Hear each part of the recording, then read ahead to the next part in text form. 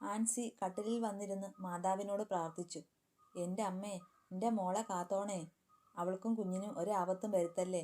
എൻ്റെ ജീവൻ എടുത്തോ, എന്നാലും എൻ്റെ കുഞ്ഞിന് ഒരു പോറൽ പോലും സംഭവിക്കരുതേ. അവർ മാതാവിനോട് കേണപേക്ഷിച്ചു. അവരുടെ കണ്ണുകൾ നിറഞ്ഞൊഴുകി. എന്നതാ ആൻസി, എന്നാ പറ്റി നിനക്ക്? ആ കൊച്ചിനൊന്നും സംഭവിക്കല്ലേ, അമ്മച്ചിയുടെ സ്വപ്നമെങ്ങാനും, അവൾ വിതുമ്പി. ഛേ, എന്നാടി ഇത്? ആരോ എന്തോ സ്വപ്നം കണ്ടു എന്ന് വെച്ച് നീ പോടി മിണ്ടാതെ. അതല്ല അച്ചായ. ഏതല്ല? നീ വന്ന് കിടക്കടി. ഓരോരോ കോള്. ആൻസി അയാളുടെ ഒപ്പം കിടന്നു. സങ്കടപ്പെടേണ്ട, മാതാവ് കാക്കുണ്ടി, അയാൾ അവരെ ആശ്വസിപ്പിച്ചു. അടുത്ത ദിവസം കാലത്തെ തന്നെ ആൻസി ഉണർന്നു. അവൾ നന്ദനയുടെ റൂമിൽ ചെന്നു. വേണ്ട, വിളിക്കേണ്ട, ഉറങ്ങട്ടെ, അവർ ഓർത്തു. എന്നാലും ഒരു സമാധാനക്കേട്. അവർ ഡോറിൽ തട്ടി. നന്ദു ആണ് വന്നു വാതിൽ തുറന്നത്. എന്താ മമ്മി? മോളെ, നിനക്ക് ക്ഷീണമുണ്ടോ? ഇല്ല മമ്മി. എന്താ മമ്മി, ഇന്നലെ രാത്രി മമ്മി എന്തെങ്കിലും സ്വപ്നം കണ്ടോ? ഏയ് ഇല്ല. ഇല്ല മോളെ, സ്വപ്നമൊന്നുമില്ല. എന്നാലും മോൾക്ക് ഡേറ്റ് ആകാറായി ഇരിക്കുവല്ലേ? ഇല്ലമ്മേ, ഇപ്പോൾ കുഴപ്പമൊന്നുമില്ല എനിക്ക്. പിന്നെ ഇടയ്ക്കൊക്കെ ക്ഷീണം വരും, അത്രയേ ഉള്ളൂ. ഒരു കാര്യം ചെയ്യും മോളെ, ഇനി മമ്മിയുടെ റൂമിൽ കിടക്ക്. ഇവൻ എങ്ങാനും ബോധം കെട്ട് കിടന്നുറങ്ങും. മോൾക്ക് എന്തെങ്കിലും ബുദ്ധിമുട്ട് വന്നാൽ ഒന്നും അറിയത്തില്ല. ശരി മമ്മി. മോൾക്ക് ക്ഷീണമുണ്ടോ? എങ്കിൽ ജസ്റ്റ് ഒന്ന് ഹോസ്പിറ്റലിൽ പോകാം. ഇല്ല മമ്മി, അങ്ങനെ പറയത്തക്ക ക്ഷീണമൊന്നുമില്ല. പിന്നെ എനിക്കിനി അടുത്ത ബുധനല്ലേ പോകേണ്ടത്, അന്നേരം പോയാൽ മതി. ശരി മോളെ, എങ്കിൽ പോയി കിടന്നോ. ഞാൻ അടുക്കളയിലോട്ട് ചെല്ലട്ടെ. ആൻസി അവിടെ നിന്ന് ഇറങ്ങിപ്പോന്നു. സാറയ്ക്കാണെങ്കിൽ തലേ ദിവസം രാത്രിയിൽ നടന്ന സംഭവങ്ങൾ അറിഞ്ഞപ്പോൾ പേടിയായിപ്പോയി. എൻ്റെ മമ്മി ചേച്ചിയെ നോക്കിക്കോണം കേട്ടോ. എനിക്കെന്തോ വല്ലാത്ത ഭയം അത് കേട്ടപ്പോൾ. എൻ്റെ മോളെ, ഞാൻ ഉറങ്ങിയിട്ടില്ല. ഓരോന്നോർത്ത് നേരം വെളുപ്പിച്ചു. മമ്മി, ചേച്ചിയോട് ഇതൊന്നും പറഞ്ഞേക്കല്ലേ, ചേച്ചിക്ക് ടെൻഷനാവും പിന്നീട്.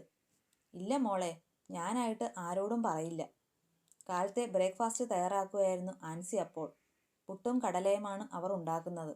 നന്ദനയ്ക്ക് ഏറെ പ്രിയപ്പെട്ടതാണത്. കടലക്കറിയിലേക്കുള്ള നാളികേരം ചിരണ്ടിയെടുക്കുകയാണ് സാറ. അമ്മച്ചിയാണെങ്കിൽ പിന്നാമ്പുറത്ത് എവിടെയോ ആണ്. ഒരു കാർ വന്ന് നിൽക്കുന്ന ശബ്ദം കേട്ടു. മാത്തച്ഛൻ അടുക്കളയിലേക്ക് വേഗം കയറി വന്നു. എടി ആൻസി, കുറുവിലങ്ങാട് നിന്ന് നന്ദനയുടെ അമ്മച്ചിയൊക്കെയാണ്. കർത്താവേ, ഇവർക്ക് വേറെ പണിയില്ലേ? ഇനി ആ കുട്ടി എങ്ങാനും അറിഞ്ഞാൽ തീർന്നു. ആൻസി പുറത്തേക്ക് ഓടി. ഇതെന്നെ അമ്മച്ചി, കാലത്തെ തന്നെ? എനിക്കൊരു സമാധാനവുമില്ല കുഞ്ഞെ, അതാണ്. മോളോടൊന്നും പറയണ്ട കേട്ടോ, അവൾക്ക് വിഷമമാവും. ഏയ് ഇല്ല, എനിക്ക് അവളെ ഒന്ന് കണ്ടാൽ മാത്രം മതി. ഏലിയാമ്മയെ ആൻസി അകത്തേക്ക് ക്ഷണിച്ചു. മാത്തച്ഛനാണെങ്കിൽ ചെറിയ ദേഷ്യം തോന്നിയെങ്കിലും അയാൾ അത് പുറമേ കാണിച്ചില്ല. അപ്പച്ചൻ എന്തിയെ? അയാൾ വെറുതെ ഒരു കുശലം ചോദിച്ചു. അപ്പച്ചൻ വന്നില്ല മോനെ, ഞാൻ വെറുതെ ഇവിടെ വരെ വന്നതാണ്. ആൻസി, അമ്മച്ചിക്ക് ചായ എടുക്ക്. വരൂ, ഇരിക്കമ്മച്ചി, ചായ എടുക്കാം.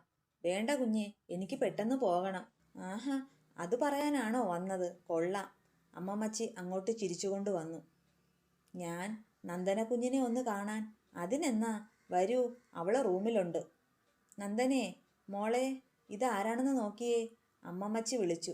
നന്ദന ഇറങ്ങി വന്നപ്പോൾ ഏലിയാമ്മച്ചി. അവരെ കണ്ടതും അവൾക്ക് അത്ര പിടിച്ചില്ല. എന്നാലും അപ്പച്ചനേക്കാൾ ഇഷ്ടം അവൾക്ക് അവരോടാണ്. മോളെ, അവർ വിളിച്ചു. കുഞ്ഞിന് അനക്കമൊക്കെ ഉണ്ടോ? ഉണ്ട്. മോൾക്ക് എന്നാ ഉണ്ട് വിശേഷം? ഒന്നുമില്ല, സുഖമാണ്. നീ വല്ലതും കഴിച്ചോ? ഇല്ല, കഴിക്കാൻ നേരമാകുന്നതേ ഉള്ളൂ. അപ്പോഴേക്കും വരുൺ കുളി കഴിഞ്ഞിറങ്ങി വന്നു. ആഹാ, ഇതാരാ? അമ്മമ്മച്ചിയോ? എന്താണ് കാലത്തെ തന്നെ ഒരു വിസിറ്റിംഗ്? ഞാനിവിടെ മാതാവിൻ്റെ പള്ളിയിൽ വന്നതാ, അപ്പോൾ കയറി എന്നേ ഉള്ളൂ. വരൂ, വന്നിരിക്ക്. അവൻ അവരെ മുറിയിലേക്ക് ക്ഷണിച്ചു. അവർ പക്ഷേ കയറിയില്ല. കുറച്ചു സമയം സംസാരിച്ചു നിന്നിട്ട് അവർ വേഗം പോയി. കുറച്ചു കഴിഞ്ഞ് വരുണും ഇറങ്ങി. പാവം അല്ലേ മമ്മി? സാറ മമ്മിയോട് പതുക്കെ പറഞ്ഞു. അതേടി, പാവം. അവർക്കൊരു സമാധാനം ഇല്ലാതെ ഇറങ്ങി വന്നതാണ്. പക്ഷേ ചേച്ചിക്ക് ഇപ്പോഴും അവരെ അക്സെപ്റ്റ് ചെയ്യാൻ പറ്റിയിട്ടില്ല. അതെ അതെ, എല്ലാം പതിയെ മാറ്റിയെടുക്കണം. കുഞ്ഞു വന്നു കഴിഞ്ഞു പറയാം അല്ലേ? അത് മതി. അപ്പോൾ കുറച്ചുകൂടിയൊക്കെ വാശി കുറയും. എന്നതാടി ഇവിടെ ഒരു ചർച്ച? ഒന്നുമില്ല അമ്മമ്മച്ചി. ആ വല്യമ്മച്ചി പാവം കാലത്തെ വന്ന കാര്യം പറഞ്ഞു ഞങ്ങൾ. അവർക്ക് ഈ നന്ദനയെ വലിയ കാര്യമാണ്, അതാ. സംശയമുണ്ടോ? അവരുടെ മകൻ്റെ മകളല്ലയോ? ആ അപ്പച്ചനായിരുന്നു അടുപ്പിക്കാത്തത്. പുള്ളി ആളൊരു സ്ട്രിക്റ്റാണ്. സത്യം മമ്മി, ഞാനത് എപ്പോഴും ഓർക്കും. എല്ലാവരും വർത്തമാനമൊക്കെ പറഞ്ഞിരിക്കുകയാണ്. മമ്മി, നന്ദു വിളിച്ചു. ആൻസി അവളുടെ അടുത്തേക്ക് ചെന്നു. മമ്മി, എനിക്ക് അടിവയറ്റിൽ കൊളുത്തിപ്പിടിക്കുന്ന പോലെ വേദന. അവൾ ഞെളിപിരി കൊണ്ടു. മോളെ, നമ്മൾക്ക് ഹോസ്പിറ്റലിൽ പോകാം, വേഗം റെഡിയാക്. അത് പറയുമ്പോൾ ആൻസി അടിമുടി വിറച്ചു.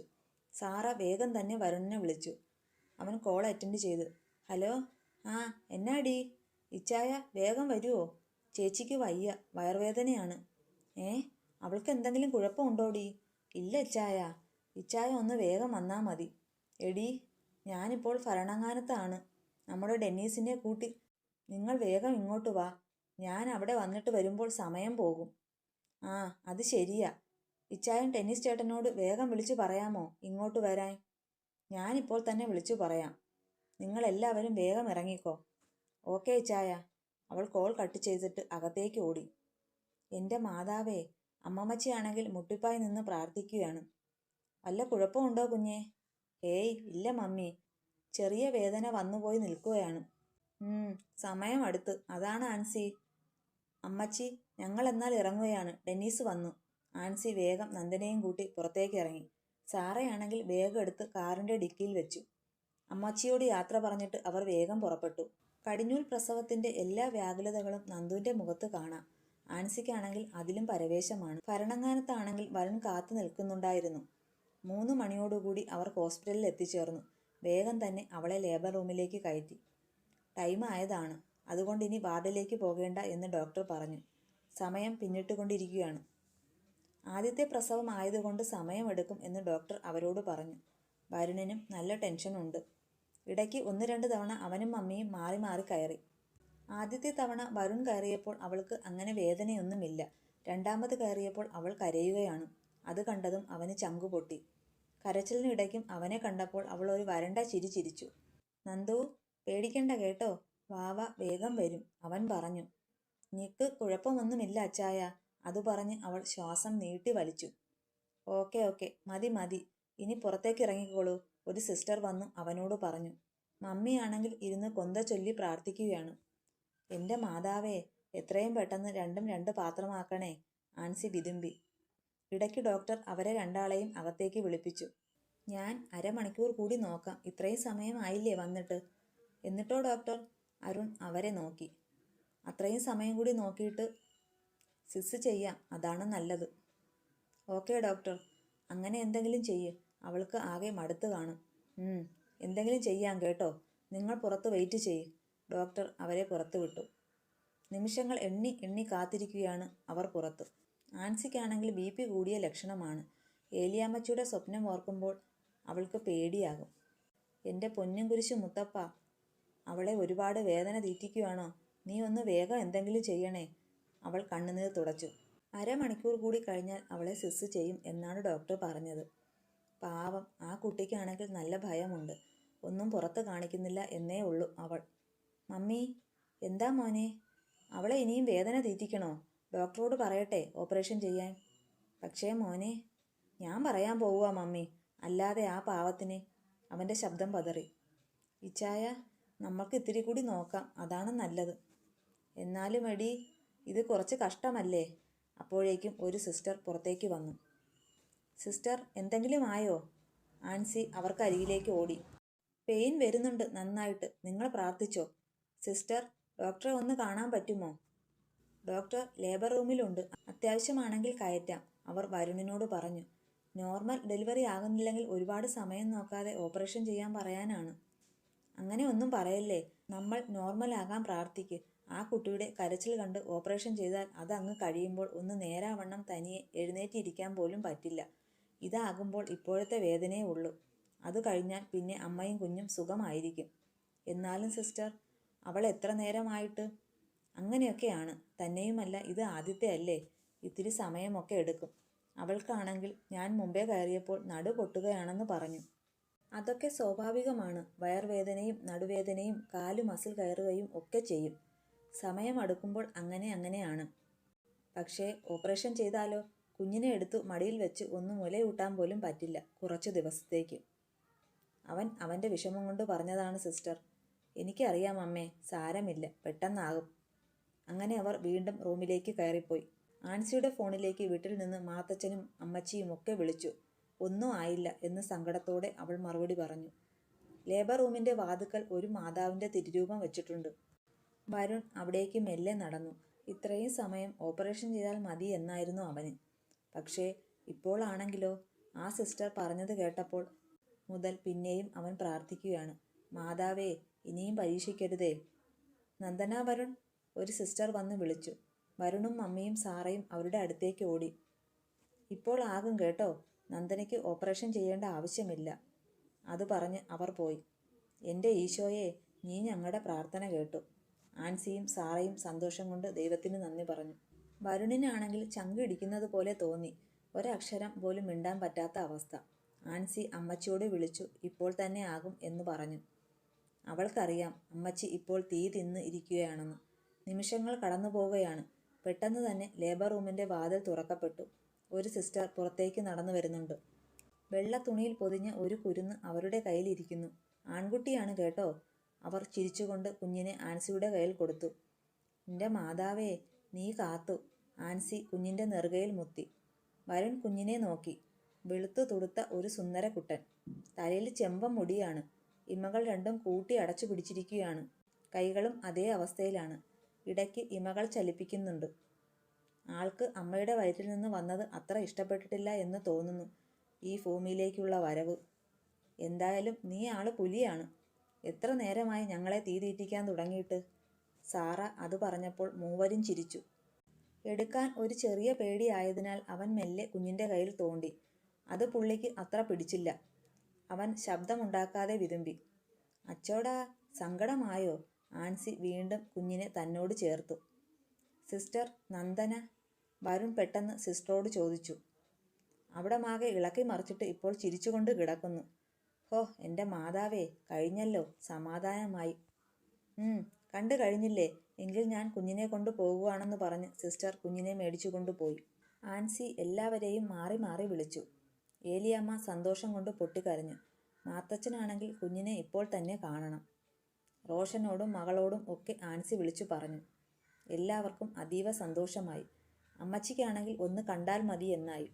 സാറയാണെങ്കിൽ താൻ എടുത്ത ഫോട്ടോ മാത്തച്ഛനും ചേച്ചിക്കും ചേട്ടനും ഒക്കെ അയച്ചു കൊടുത്തു.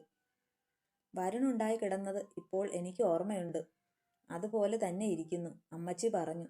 ശരിയാണ്, അവനെ പോലെയാണ് എന്ന് ആൻസി പറഞ്ഞു. കണ്ണുപോലും ഒന്ന് തുറന്നിട്ടില്ല. പോ മമ്മി മിണ്ടാതെ, സാറ ദേഷ്യപ്പെട്ടു. എന്തെങ്കിലും ആകട്ടെ, കുഞ്ഞിന് കുഴപ്പമൊന്നുമില്ലാതെ കിട്ടി ഇല്ലേ, അതു മതി.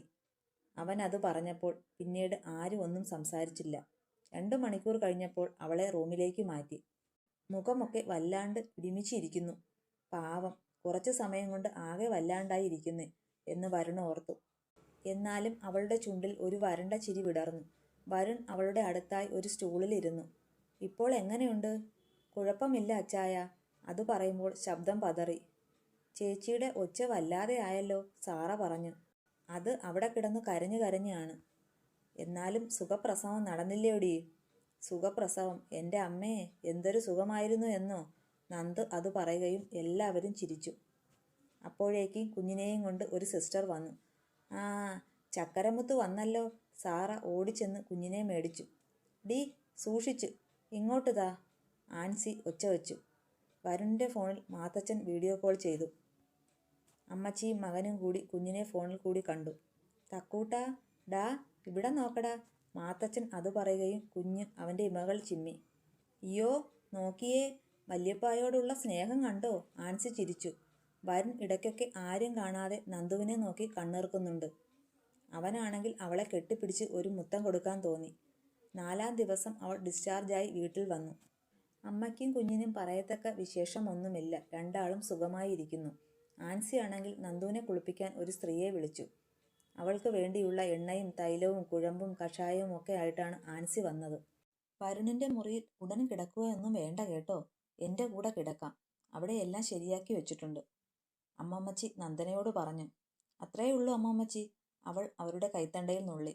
ലീലാമ്മ എന്ന ഒരു സ്ത്രീയാണ് അവളെ നോക്കാനായി വന്നത്. മാത്തച്ഛൻ്റെ കയ്യിലാണ് അവർ വന്നപ്പോൾ മുതൽ കുഞ്ഞുള്ളത്. അയാൾക്കാണെങ്കിൽ എത്ര കൊഞ്ചിച്ചിട്ടും മതിയാകുന്നില്ല. തക്കൂട്ടാ, അയാൾ വിളിക്കുമ്പോൾ കുഞ്ഞ് അയാളെ തന്നെ ശ്രദ്ധിച്ചു കിടക്കുകയാണ്. അമ്മമ്മച്ചി നന്ദുവിന് ചോറ് വിളമ്പി. വാഴയ്ക്ക മെഴുക്കുവരട്ടിയും ഒരു ചുട്ട പപ്പടവുമായിരുന്നു കറികൾ. ഇതൊക്കെ കൂട്ടി കഴിക്ക് കേട്ടോ മോളെ. ഒരുപാട് തേങ്ങയും എണ്ണയും ഒന്നും ഉടൻ കഴിക്കാൻ പറ്റില്ല, അവർ പറഞ്ഞു. ശരി അമ്മമ്മച്ചി, അവൾ സമ്മതിച്ചു. ലീലാമ്മയ്ക്ക് നന്ദുവിനെ ഒരുപാട് ഇഷ്ടമായി. എന്തു പറഞ്ഞാലും അനുസരിക്കുന്ന ഒരു നല്ല പെൺകുട്ടി. അവർ അവളെ നന്നായി എണ്ണയും കുഴമ്പും ഒക്കെ തേപ്പിച്ചു, താളിയൊക്കെ പതപ്പിച്ചു വേതുവെള്ളത്തിൽ കുളിപ്പിച്ചു. കുളി കഴിഞ്ഞു വരുമ്പോൾ അമ്മച്ചി ചെറു ചൂടുള്ള ചോറും നെയ്യിൽ കടുകും കറിവേപ്പിലയെ താളിച്ചതും ചേർത്ത് കഴിക്കാൻ കൊടുക്കും. അത് കഴിച്ചു കഴിഞ്ഞ് അവളോട് നീണ്ടു നിവർന്ന് കട്ടിലിൽ കിടക്കാൻ അമ്മമ്മച്ചി പറയും. കുഞ്ഞിനെ കൊണ്ട് ഒരു ശല്യവും ഇല്ല. മാത്തച്ഛൻ നോക്കിക്കോളും അവനെ. വരുൺ ഇടയ്ക്കൊക്കെ നന്ദുവിൻ്റെ മുറിയിൽ പമ്മി പമ്മി വരും. ഇനി എന്നാടി? എന്ത്? അവൾ കണ്ണുരുട്ടി. അല്ല, നമ്മൾ ഒന്നിച്ചു ദേ മനുഷ്യ, ഇറങ്ങിപ്പൊക്കോണം കേട്ടോ. ഞാൻ പോകില്ല. നിന്ന് വെള്ളം ഇറക്കാതെ പോകാൻ നോക്ക്. ഓ, ആ വേദന ഓർക്കുമ്പോൾ കാലിൽ പെരുത്തു വരുന്നു. പോയിറങ്ങി. അവൾ ദേഷ്യപ്പെട്ടു. എൻ്റെ വിധി. അവൻ പുറത്തേക്ക് നടന്നു. ഇടയ്ക്ക് 3-4 തവണ ഏലിയാമ്മയും വർഗീസും അവളെയും കുഞ്ഞിനെയും കാണാൻ വന്നു. അവർ കുഞ്ഞിനായി സ്വർണ്ണാഭരണങ്ങളും ഉടുപ്പുകളും ഒക്കെ ആയിട്ടാണ് വന്നത്. ഓരോ തവണയും അവരുടെ സന്ദർശനം കൊണ്ട് നന്ദുവിൻ്റെ വാശി കുറഞ്ഞു വന്നു. അങ്ങനെ ദിവസങ്ങൾ പിന്നിട്ടു. പ്രസവ ശുശ്രൂഷ ഒക്കെ കഴിഞ്ഞു അവൾ നല്ല സുന്ദരി കുട്ടിയായിരുന്നു.